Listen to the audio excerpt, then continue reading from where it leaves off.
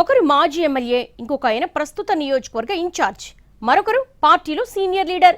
ఎవరికి వారే ఈసారి పార్టీ టికెట్ నాదేనని తెగ ప్రచారం చేసేసుకుంటున్నారు.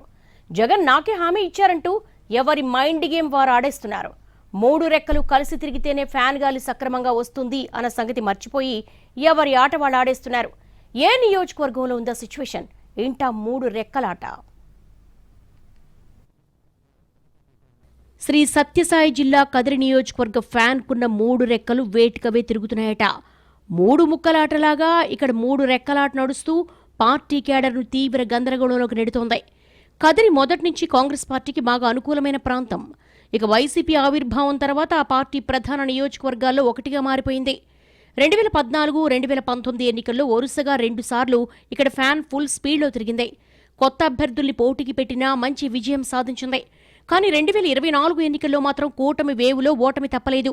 ఈసారి అభ్యర్థి మార్పు మైనస్ అయిందన్న అభిప్రాయం కూడా ఉంది. ఈ క్రమంలో ప్రస్తుతం ఇక్కడ 3 నాయకుల మధ్య ఆధిపత్య పోరు జోరుగా నడుస్తోంది. ఇందులో మాజీ ఎమ్మెల్యే అత్తార్ చాంద్ భాషా, ప్రస్తుత నియోజకవర్గ ఇన్ఛార్జి మక్బూల్, పార్టీ సీనియర్ నాయకుడు పూలా శ్రీనివాసరెడ్డి ఉన్నారు. సిట్టింగ్ ఎమ్మెల్యేగా ఉన్న సిద్ధార్థరెడ్డిని కాదని 2024 ఎన్నికల్లో మక్బూల్ను తెరమీదికి తీసుకొచ్చింది పార్టీ అధిష్టానం. సిద్ధారెడ్డి మీద వ్యతిరేకత ఉందని అప్పట్లో చెప్పినా పార్టీలో చాలా మంది సీనియర్ నాయకులకు అది నచ్చలేదు. ఓటమికి అది కూడా ఓ కారణమని చెప్పుకుంటారు. దాదాపు 2 ఏళ్ల నుంచి మక్బూల్ నియోజకవర్గ ఇన్ఛార్జిగా కొనసాగుతున్నారు. 2029లో కూడా తానే బరిలో ఉంటారని చెప్పుకొస్తున్నారాయన.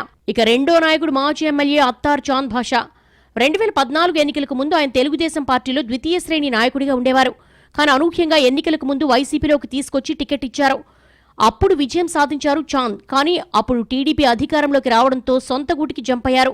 తర్వాత పరిణామాలతో తిరిగి ఫ్యాన్ కిందకే చేరి 2024 ఎన్నికల్లో పోటీ చేయాలని చూశారాయన. కానీ సాధ్యం కాలేదు. ఇప్పటికి 29 ఎన్నికల్లో మాత్రం ఖచ్చితంగా తానే అభ్యర్థిగా ఉంటారని బల్లగుద్ది మరీ చెప్తున్నారు చాంద్ భాషా.